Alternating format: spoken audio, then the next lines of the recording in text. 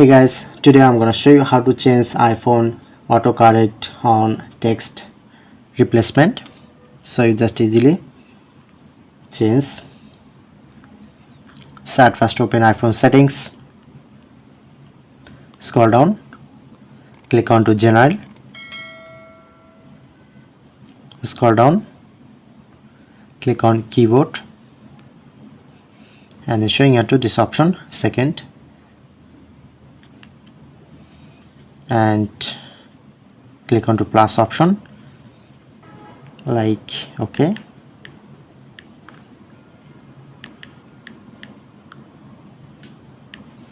Press on save.